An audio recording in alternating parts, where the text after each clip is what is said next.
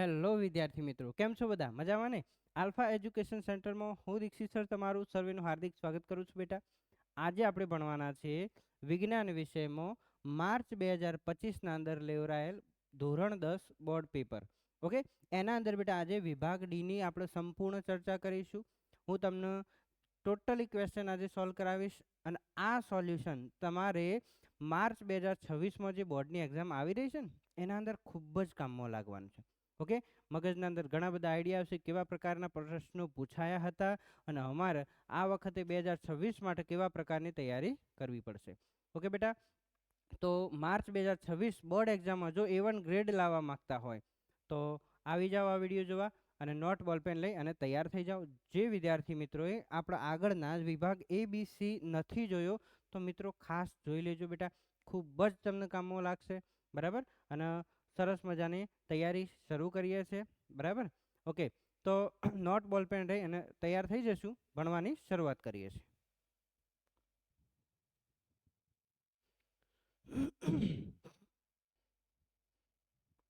Okay વિદ્યાર્થી મિત્રો, વિભાગ ડીની શરૂઆત કરીએ છીએ. બેટા, ગઈ વખતે બોર્ડના પેપરમાં આ રીતે પ્રશ્ન પૂછ્યો હતો.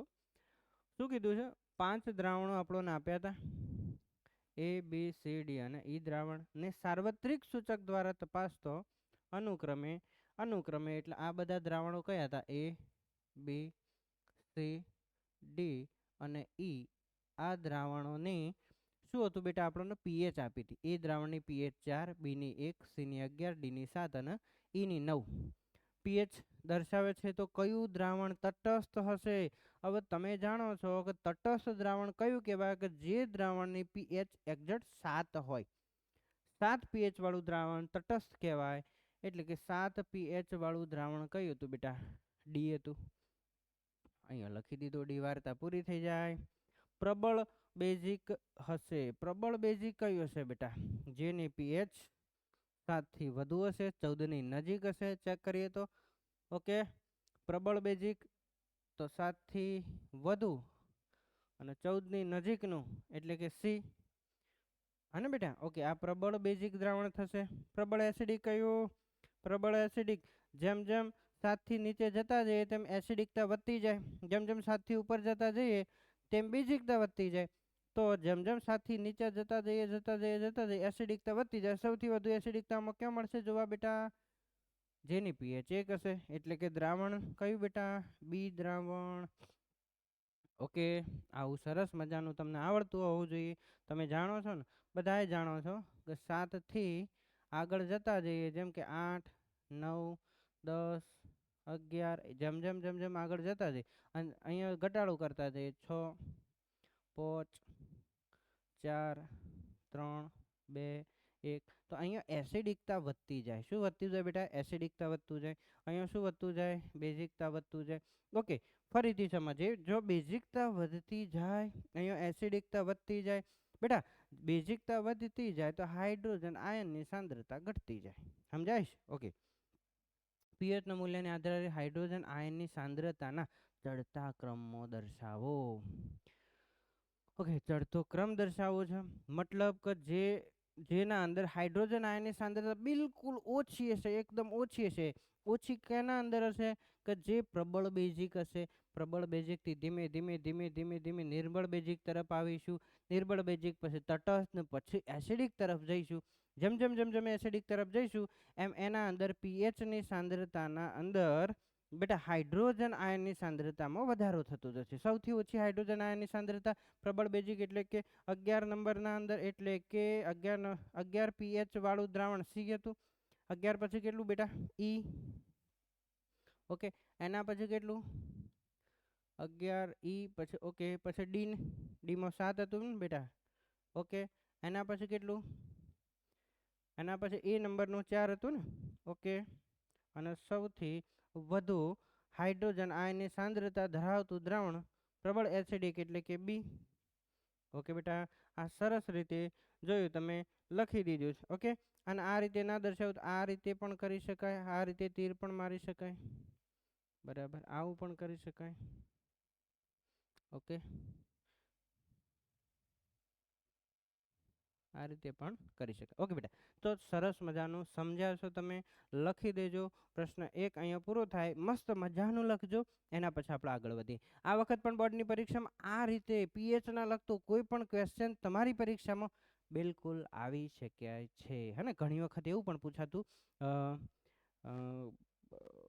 બીજ પેલો એસિડ બેઝના જે પણ પ્રશ્નો હતા ને બેટા, એના અંદર જુદા જુદા પ્રશ્નો પૂછાતા કે ભાઈ કોઈ દ્રાવણ આપ્યું છે, એની પીએચ આટલી છે, તો એ એસિડિક હશે, બેઝ હશે, અથવા પ્રબળ બેઝ હશે, અથવા પ્રબળ એસિડિક હશે. એવા જુદા જુદા પ્રશ્નો પૂછાયેલા છે. બરાબર. ઓકે, તો એ ટાઈપનો કોઈ પણ પ્રકારનો પ્રશ્ન પૂછી શકાય, પરંતુ આપણને આ મેપ ખ્યાલ હોવો જોઈએ. બરાબર, આ મેપ આટલા સુધીનો ખ્યાલ હોવો જોઈએ કે ભાઈ જેમ જેમ 8 થી 14 તરફ જઈશું, જેમ જેમ બેઝિકતા વધશે અને હાઇડ્રોજન આયનની સાંદ્રતા ઘટશે. જેમ જેમ 7 થી 1 તરફ જઈશું, એસિડિકતા વધશે અને હાઇડ્રોજન આયનની સાંદ્રતામાં વધારો થશે. બોલો રેડી? પાક્કું? ઓકે, ચલો લખી દેજો બેટા, આગળ વધીએ પછી. ઓકે વિદ્યાર્થી મિત્રો, સમજીએ 48મો પ્રશ્ન. પ્લાસ્ટર ઓફ પેરિસ કેવી રીતે બને છે? ઓકે બેટા, જોજો હો. આ પરીક્ષા માર્ચ 2025માં પૂછાયેલું પ્રશ્ન છે અને આ વખતે પણ very very very most IMP પ્રશ્ન આ વખતે પણ પૂછાવાની પૂરેપૂરી સંભાવના રહેલી છે તમારી પરીક્ષા. ઓકે બેટા, ચલો સમજીએ શું પૂછ્યું છે. પ્લાસ્ટર ઓફ પેરિસ કેવી રીતે બને છે? ઓકે, એની બનાવટ લખવાની. એના પછી પ્લાસ્ટર ઓફ પેરિસ અને પાણી સાથે પ્રક્રિયાનું સમીકરણ આપવાનું અને પછી પ્લાસ્ટર ઓફ પેરિસના ઉપયોગો લખવાના કીધા. ચલો ભાઈ, એનો જવાબ સમજીએ. જીપ્સમ બેટા, જીપ્સમને 373 કેલ્વિન તાપમાને ગરમ કરતો તે પાણીના અણુ ગુમાવે છે અને કેલ્શિયમ સલ્ફેટ હેમિહાઇડ્રેટ બને છે અને તેને પ્લાસ્ટર ઓફ પેરિસ કહેવાય. સમજીએ. જીપ્સમ એટલે કે CaSO4 × 2H2O. જીપ્સમને બેટા 373 કેલ્વિન તાપમાને ગરમ કરીએ છીએ. ગરમ કરવાનું હોય ને તો અહીંયા તીરના ઉપર આ ડેલ્ટાની નિશાની મૂકવાની, જે બતાવે છે તમે ગરમ કરી રહ્યા છો. નીચે તમે એનું તાપમાન બતાવી શકો છો. હવે પ્રક્રિયા થઈ, ગરમ કરવાથી શું થયું? એના અંદર જે પાણીના અણુ હતા ને 2H2O હતા, એની જગ્યાએ શું થયું બેટા? 1/2 H2O થયા અને 1.1 H2O એમાંથી શું થયા બેટા? દૂર થઈ ગયા. ઓકે, અને આ જે ભાગ વધ્યો એને આપણે શું કહીએ છીએ? પ્લાસ્ટર ઓફ પેરિસ કહીએ છીએ. ઓકે, એના પછી કીધું કે પ્લાસ્ટર ઓફ પેરિસ અને પાણી વચ્ચે થતી પ્રક્રિયા સમજાવો.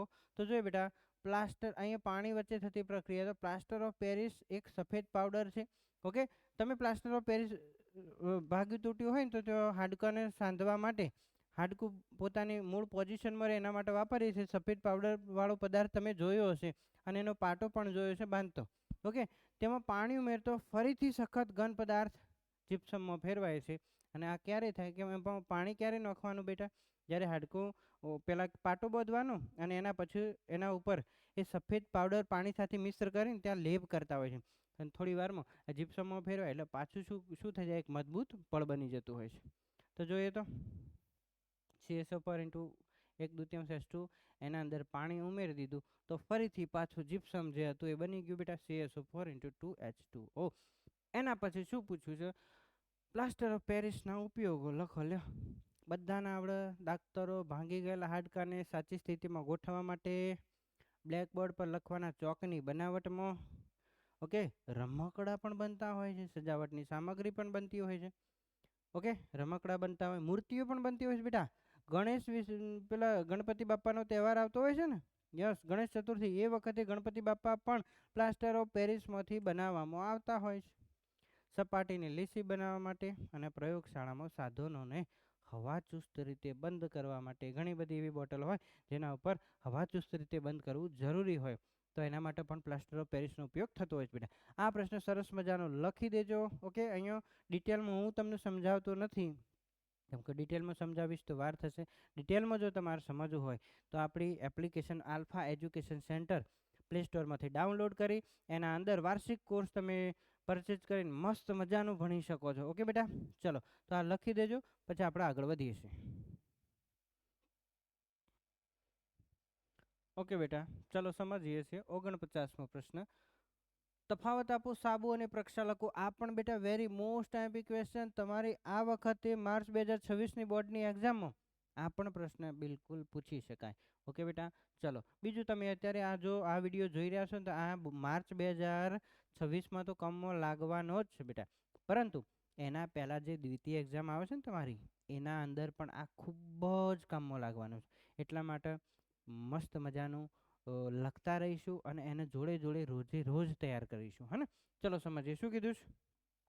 ઓકે, તફાવત સાબુ અને પ્રક્ષાલકો. તો એને પહેલાં અહીંયા બે ક્વેશ્ચન આપ્યા છે ને, તો પહેલો ક્વેશ્ચન સમજીએ. સાબુ અને પ્રક્ષાલકો. પ્રક્ષાલક એટલે બેટા ડિટર્જન્ટ કહેવાય. તો બેટા સાબુના અંદર COONS એટલે કે સોડિયમ કાર્બોક્સિલેટ ક્રિયાશીલ સમૂહ હોય છે, જ્યારે ડિટર્જન્ટમાં SO3 એટલે સોડિયમ સલ્ફોનેટ ક્રિયાશીલ સમૂહ હોય છે.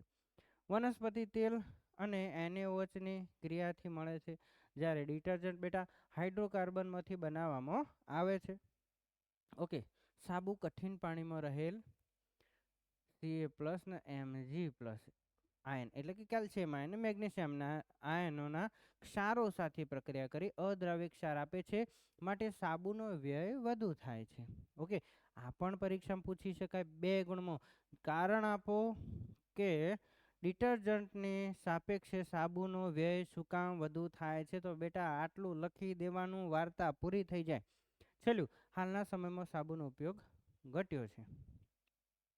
ડિટર્જન્ટમાં જે ડિટર્જન્ટ કઠિન પાણીમાં રહેલ કેલ્શિયમ આયન અને મેગ્નેશિયમ આયનના ક્ષારો સાથે દ્રાવ્ય રહે છે, માટે ડિટર્જન્ટનો વ્યય થતો નથી. હાલમાં એનો ઉપયોગ બેટા વધ્યો છે.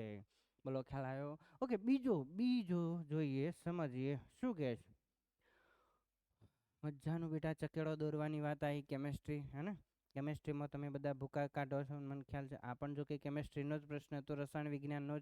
ઓકે, ચાલો જોઈએ ઓર્ગેનિક કેમેસ્ટ્રીનો બીજો પ્રશ્ન. નીચે આપેલા સંયોજનો માટે ક્રિયાશીલ સમૂહના નામ અને સમૂહના સૂત્ર લખો. ઓકે ભાઈ, ચલો. પહેલું કોની વાત કરી છે? પ્રોપેનોલ. અને બીજું બેટા પ્રોપેનોન.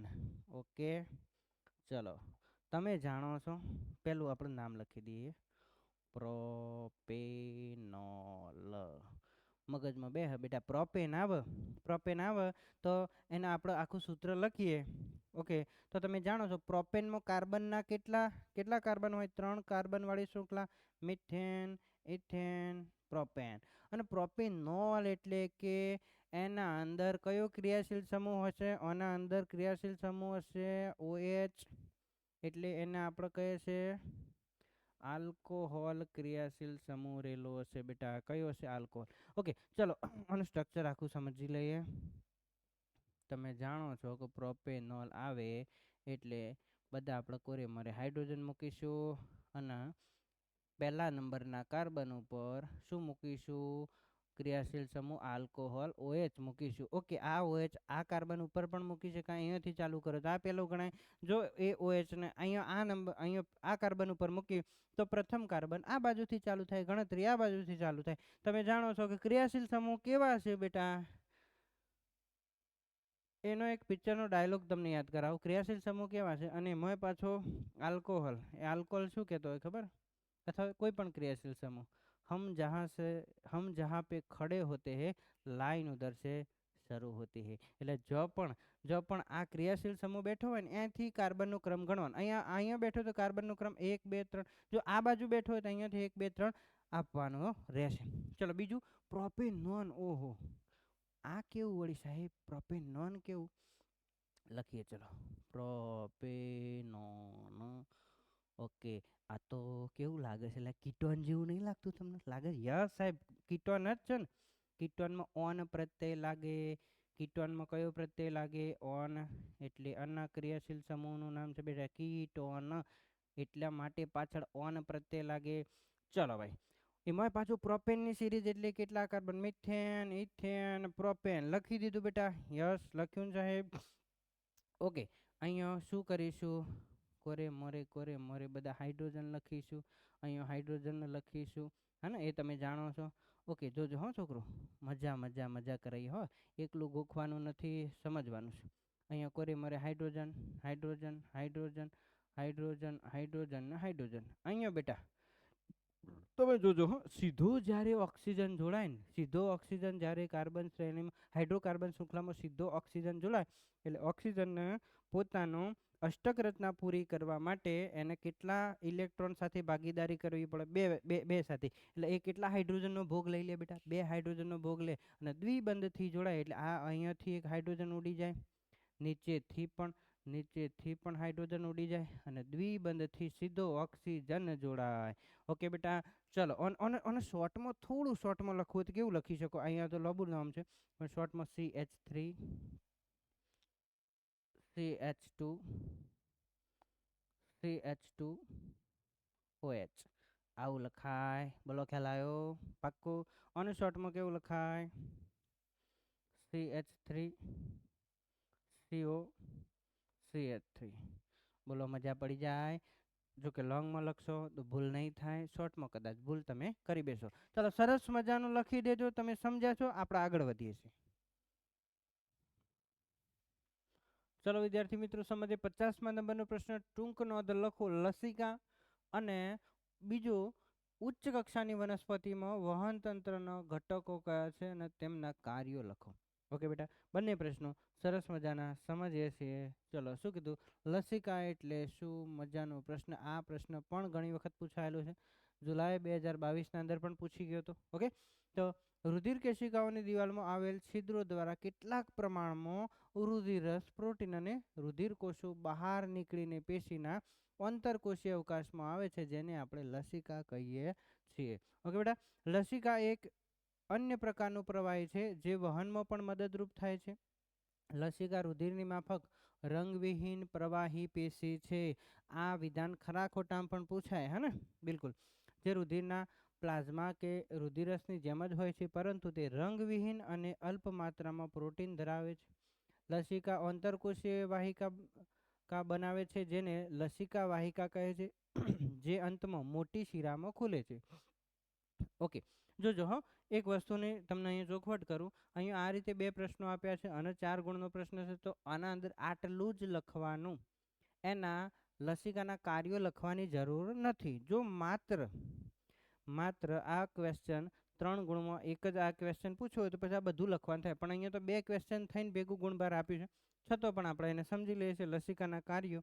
ઓકે, પચેલો ખોરાક અને નાના આંતરડા દ્વારા અભિશોષણ પામેલ ચરબીનું વહન લસિકા દ્વારા થાય છે.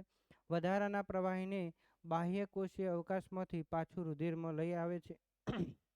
શરીરની રોગો સામે રક્ષણ આપે છે. તો આ એના કાર્યો હતા. ચલો, ક્વેશ્ચન 2 સમજીએ. ઉચ્ચ કક્ષાની વનસ્પતિમાં વહન તંત્રમાં ઘટકો કયા છે? સમજીએ બેટા. ઉચ્ચ કક્ષાની વનસ્પતિમાં વહન તંત્રના મુખ્ય 2 પ્રકારો, એક તો જલવાહક પેશી અને બીજું કેટલું બેટા? અન્નવાહક પેશી. જલવાહક પેશી શું કરતી હોય? તો જલવાહિનીકી અને જલવાહિની એ જલવાહક પેશીના મુખ્ય ઘટકો છે, જે પાણી અને દ્રાવ્ય ક્ષારનું મૂળથી વનસ્પતિના પર્ણ સુધી વહન કરે છે. ચલો આગળ સમજીએ. અન્નવાહક પેશી. ચાલની નલિકા અને સાથી કોષો એ અન્નવાહક પેશીના મુખ્ય ઘટકો છે, જે પ્રકાશ સંશ્લેષણીય નિપજોનું તથા અન્ય પદાર્થોનું વનસ્પતિના પર્ણથી બધા અંગો સુધી વહન કરે છે. બંને પ્રશ્નો બેટા વેરી મોસ્ટ આઈમ્પી હતા. આ વખતની પરીક્ષા માટે પણ તમારે ખૂબ જ અગત્યના થઈ પડવાના છે, તો એને સરસ મજાના લખી દઈશું, સમજીશું, શીખીશું, પછી આગળ વધીશું.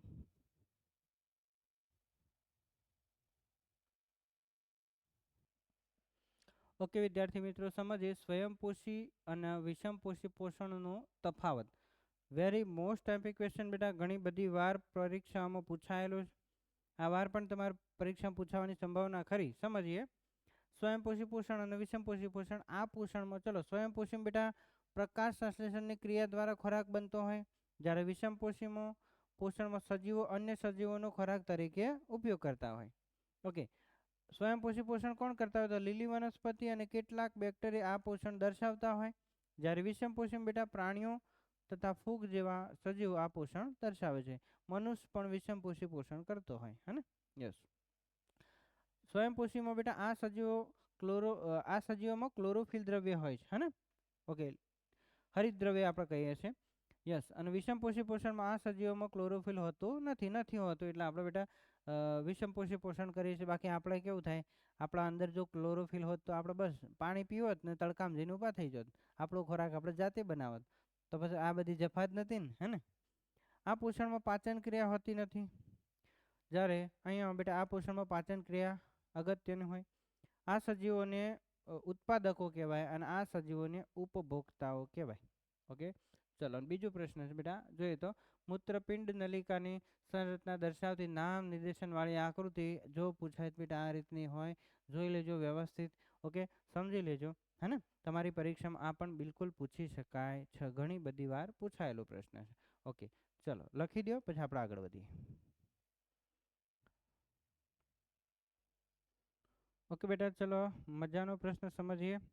પરીક્ષામાં બે સગા ભાઈ હોય એવા પ્રશ્નો પૂછાતા હોય છે, ક્યાં તો લઘુ દ્રષ્ટિ, કાં તો ગુરુ દ્રષ્ટિ, કાં તો પ્રેસ બાયોપિયા. ત્રણમાંથી એક પ્રશ્ન તમારી પરીક્ષામાં 110% પૂછાય ના પૂછાય તો પેપર ના આવે, સમજ્યા. એટલા બધા એમપી હોય. સમજો તો બેટા શું કીધું, લઘુ દ્રષ્ટિની ખામી એટલે કે માયોપિયા અને તેનું નિવારણ આકૃતિ દોરી સમજાવો. ઓકે બેટા, ચલો લઘુ દ્રષ્ટિની ખામી ક્યારે ઉદ્ભવ, જ્યારે દૂરની વસ્તુ હોય અને એમાંથી પ્રકાશનું કિરણ જો નેત્રપટલ ઉપર ના રચાતું હોય, નેત્રપટલની આગળ રચાઈ જતું હોય, તો દૂરનું જે પણ વસ્તુનું પ્રતિબિંબ વ્યવસ્થિત જોઈ શકાતું નથી, અને આને લઘુ દ્રષ્ટિની ખામી કહીએ છીએ. બરાબર. આ લઘુ દ્રષ્ટિની ખામી નિવારવા માટે આપણે શું કરવું પડે, યોગ્ય કેન્દ્ર લંબાઈવાળા અંતર્ગોળ લેન્સ પહેરવા જોઈએ. ચલો સમજીએ.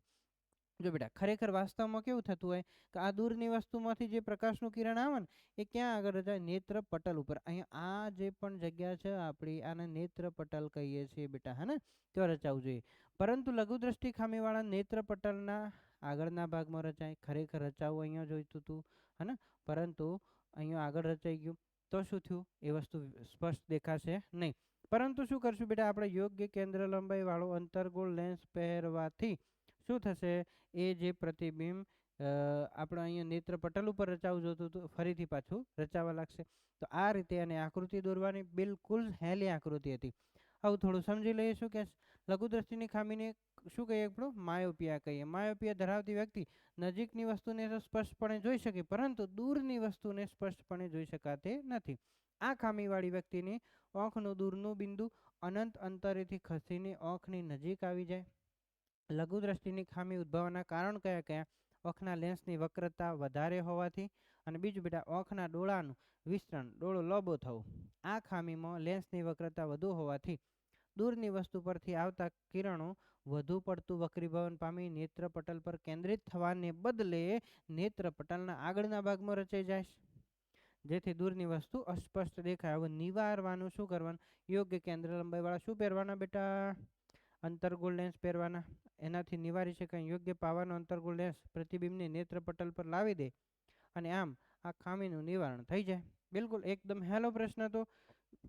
અહીંયા માર્ચ 2025માં બેટા લઘુ દ્રષ્ટિને પૂછવાનો હતો. આ વખતે કાં તો ગુરુ દ્રષ્ટિ ઉપર વધુ ધ્યાન આપી શકે. બાકી આપણે ત્રણ મુદ્દા યાદ કરી લેવાના, લઘુ દ્રષ્ટિ, ગુરુ દ્રષ્ટિ અને પ્રેસ બાયોપિયા. ત્રણમાંથી એક પ્રશ્ન 110% તમારી પરીક્ષામાં આવશે બેટા. ઓકે, સરસ મજાનું લખી દો, આપણે આગળ વધીએ. ચલો બેટા સમજીએ. 53મો ક્વેશ્ચન, ચુંબકીય ક્ષેત્ર રેખાઓના ગુણધર્મોની યાદી બનાવો. ચલો સમજીએ. ચુંબકીય ક્ષેત્ર રેખાના ગુણધર્મોની યાદી. એક તો તમે અહીંયા બાજુમાં આકૃતિ સમજવા માટે મૂકી છે, આ તમારા એક્ઝામમાં દોરવાની જરૂર નથી જો આ પ્રશ્ન પૂછ્યો હોય તો. ઓકે, પરંતુ સમજીએ શું થાય છે બેટા. ચુંબકીય ક્ષેત્ર રેખાઓની દિશા કઈ છે તમે જોવો તો અહીંયા એન થી એસ, એન એટલે ઉત્તર ને એસ એટલે દક્ષિણ. બરાબર, તો ઉત્તરથી દક્ષિણ તરફ જાય છે. જોઈ ક્ષેત્ર રેખાઓ કઈ બાજુ જાય બેટા, ઉત્તરથી દક્ષિણ, અને દક્ષિણથી પાછી વળી અને ઉત્તર તરફ નીકળતી હોય છે. બરાબર, એટલે કે આ પહેલી તમને ખ્યાલ હોવો જોઈએ. બરાબર, ઉત્તરથી ક્ષેત્ર રેખા દક્ષિણ તરફ જાય, ઉત્તરથી દક્ષિણ તરફ અને દક્ષિણથી ઉત્તર તરફ જતી હોય છે. ઓકે બેટા સમજીએ. ચુંબકની બહાર ચુંબકીય બળ રેખાઓ અથવા ચુંબકીય ક્ષેત્ર રેખાઓ ઉત્તર ધ્રુવમાંથી નીકળી દક્ષિણ ધ્રુવમાં દાખલ થાય છે, અને ચુંબકની અંદર ક્ષેત્ર રેખાઓ, જે ચુંબકની અંદર શું થાય, અંદર દક્ષિણ ધ્રુવથી ઉત્તર તરફ જાય છે. હા, આ તમે જોયું ને બેટા, આ અંદરના ભાગમાં શું જોયું? દક્ષિણથી ઉત્તર તરફ જાય, બહારના ભાગમાં ઉત્તરથી દક્ષિણ તરફ જાય. આમ ચુંબકીય ક્ષેત્ર રેખાઓ બંધ ગાળા રચે છે. કેવા ગાળા દેખાય? બંધ ગાળા. ઓકે, બે ચુંબકીય બળ રેખાઓ એકબીજાને કદાપી છેદતી નથી. તમે જોઈ શકો છો આકૃતિમાં, અહીંયા ચુંબકીય રેખાઓ એકબીજાને કદી છેદી? ભાઈ એવો એક્સિડન્ટ થયો કે આ ચુંબકીય રેખામાં જતી હતી ને આ ચુંબકીય રેખાએ વચ્ચે એને અડફેટમાં લીધી? ના બેટા, એવું થતું નથી. બીજું તમે જોયું, અહીંયા જે ધ્રુવ તરફ ચુંબકીય રેખાઓ એકબીજાની નજીક ગોઠવાય છે, જ્યારે ધ્રુવથી જેમ જેમ દૂર ગયા ને તો ચુંબકીય ક્ષેત્ર રેખાઓ વચ્ચે થોડું અંતર વધ્યું. જો ચુંબકીય ક્ષેત્ર રેખાઓ નજીક હોય તો ચુંબકીય ક્ષેત્ર પ્રબળ હોય છે. આમ ચુંબકીય ક્ષેત્રની સાપેક્ષ તીવ્રતા ક્ષેત્ર રેખાઓની નિકટતાના પ્રમાણ દ્વારા દર્શાવાય છે. ચુંબકીય ક્ષેત્ર રેખા પરના કોઈ બિંદુએ દોરેલ સ્પર્શક તે બિંદુએ ચુંબકીય ક્ષેત્રની દિશા દર્શાવે છે. બરાબર સમજાય છે? પાક્કું. ઓકે બેટા, તો આ તમે લખી શકો છો. બિલકુલ. બીજું પૂછવું બેટા, વિદ્યુત શોર્ટ સર્કિટ ક્યારે થાય છે? જ્યારે બેટા વિદ્યુત શોર્ટ સર્કિટ ક્યારે થાય? સમજી લો કે અહીંયા કોઈ વાયર જતો હોય. ઓકે, વાયરનો થોડો કલર ચેન્જ કરીએ. ચલો સમજો હો બેટા, કોઈ વાયર જતો હોય. ઓકે,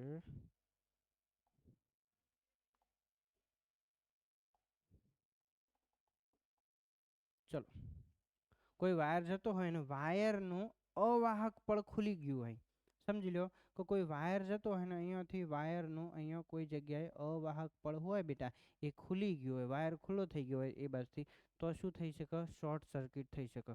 એક તો અહીંયા લખીએ છીએ વાયરનું અવાહક પળ જો દૂર થયું હોય, કોઈ જગ્યાએથી વાયરનું અવાહક પળ દૂર થયું હોય, અથવા તો સમજી લો કોઈ ઉપકરણ બગડ્યું હોય, હે ને, કોઈ ઉપકરણ બગડ્યું હોય,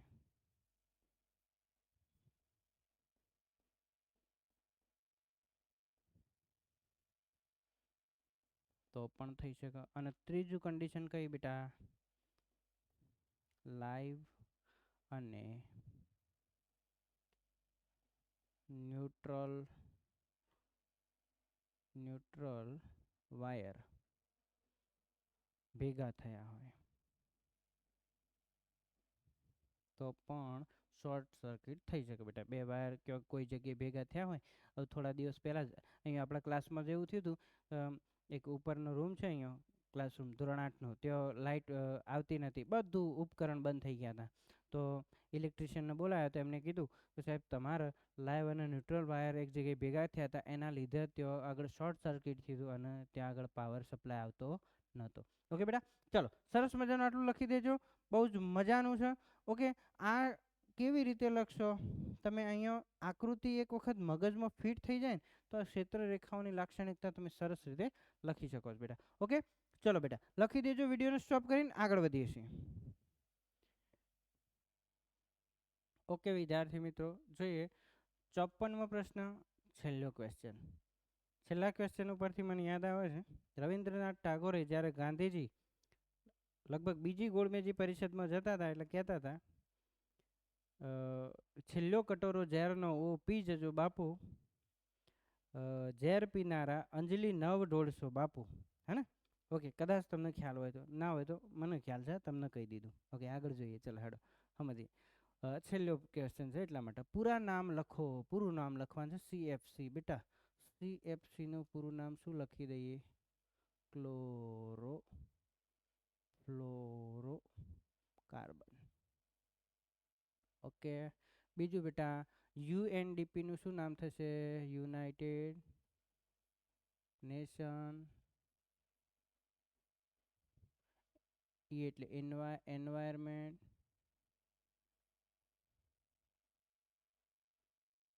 અને P એટલે પ્રોગ્રામ.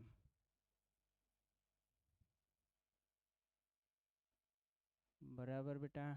ઓકે, આનું નામ તમે ગુજરાતીમાં પણ લખી શકો છો, યુનાઇટેડ નેશન એન્વાયરમેન્ટ પ્રોગ્રામ એવું પણ લખી શકો છો, અથવા બીજું એવું પણ લખી શકો છો કે સંયુક્ત રાષ્ટ્ર પર્યાવરણ કાર્યક્રમ એવું પણ તમે લખી શકો છો. બોલો રેડી? ઓકે, વિચાર તો કરો બેટા. આ આખા નામ લખવાનું, ખાલી પૂરા નામ લખવાના ક્વેશ્ચન 4 ગુણમાં પૂછાયા છે. લે, આ કેટલી મજા પડી જાય, કેટલું પેપર હેલું કહેવાય, હે ને? આ વખત પણ આશા રાખીએ કે આવું હેલું પેપર આવે. કદાચ ભારે આવે તો આપણી તૈયારી એવી મજબૂત રાખીશું, ગમે તેવું પેપર આવે આપણો પેપરના ભૂકા કાઢી નાખીશું. ઓકે બેટા, ચલો જોઈએ બીજું. નિવસન તંત્રમાં વિઘટકોની ભૂમિકા. બેટા વિઘટકો શું કર, બધું વિભાજન કર, ડિસ્પોઝ કરવાનું કામ કરતા હોય. તો જોઈએ બેટા શું કરતા હોય. મૃત જૈવ અવશેષોનું વિઘટન કરતા સજીવોને વિઘટકો કહેવાય. ઓકે, જીવાણુ એટલે કે બેક્ટેરિયા અને ફૂગ જેવા સૂક્ષ્મજીવ વિઘટકો તરીકે વર્તે. આ વિઘટકો જટિલ કાર્બનિક પદાર્થનું સરળ કાર્બનિક પદાર્થમાં વિઘટન કરે, જટિલ પદાર્થને સરળ પદાર્થ બનાવી દે. સમજી લો 2-3 દિવસ અથવા થોડા 15-20 દિવસ કોઈ પ્રાણી મૃત્યુ પામીને પડી રહ્યું હોય તો શું થાય, ધીમે ધીમે ધીમે વિઘટકો એના અંદર વિઘટન કરી અને માટીમાં મિલાવાનું કામ કરતા હોય છે. ઓકે, અને ત્યારબાદ તેનું અકાર્બનિક ઘટકમાં રૂપાંતરણ કરે. આ ઘટકો ભૂમિમાં મળે છે અને વનસ્પતિઓ દ્વારા પુનઃ ઉપયોગમાં લેવાય છે ખાતર તરીકે. બરાબર. ઓકે બેટા, આટલો સહેલો પ્રશ્ન 4 ગુણમાં પૂછાયેલો છે વિભાગ ડીમાં. ઓકે, તો આ વખતે પણ આપણે બધાએ જોરદાર મહેનત કરીશું, ખૂબ સારી તૈયારી કરીશું અને A1 ગ્રેડ લાવીશું. વિજ્ઞાનના અંદર ટાર્ગેટ નક્કી કરી લઈશું કે સાહેબ અમે 80 ગુણમાંથી 80 ગુણ પાક્કા લાવીશું જ. ઓકે, પણ તૈયારી કેવી કરવી પડશે? રોજે રોજ કરવી પડશે, રેગ્યુલર કરવી પડશે. સતત અને સખત મહેનતથી જ તમારું ધાર્યું પરિણામ મળશે. બાકી બીજી એક વાત કરું, અત્યારે શિયાળાનો સમય છે અને જો ઠંડીમાં કેવું છે, ગોદડું તમને ખેંચતું હોય ને તમે ગોદડાને ખેંચતા હોય. બેટા જેને આ કર્યું ને, વાર્તા પૂરી થઈ જાય. બધા સપના તમારા ઢોળાઈ જવાના છે. તમારા માતા પિતાએ કરેલો તમારા પાછળનો ખર્ચો બધો વેસ્ટ જવાનો છે. એટલે કહું છું, જો શિયાળામાં ઠંડી બહુ વાતી હોય તો કોઈ ટેન્શન નહીં લેવાનું. ગોદડું હોય ને બેટા, એને લાત મારીને ઊભું થઈ જવાનું અને પોતાનું સપનાને યાદ કરવાનું. તમારું જે પણ ધોરણ 10માં જેવું તમે પગલું મૂક્યું હતું અને એ વખતે તમે કેવું સપનું જોયું હતું, તો A1 ગ્રેડ લાવો અથવા તો 96-97 જે તમે ટકા ધાર્યા હોય એટલા લાવવા. મારા માતા પિતાનો સપનો પૂરો કરો. સપનાને યાદ કરી ગોદડાને લાત મેલીને ઊભા થઈ જવાનું. બરાબર, અને ખૂબ સારી મહેનત કરવાની. હું તમારી સાથે બન્યો રહીશ સતત. જ્યાં સુધી બોર્ડની એક્ઝામ નહીં આવે ત્યાં સુધી હું તમને સતત માર્ગદર્શન બેટા કરતો રહીશ. ઓકે, આજનો વિડીયો આટલો રાખીએ છીએ. જય હિન્દ, જય ભારત.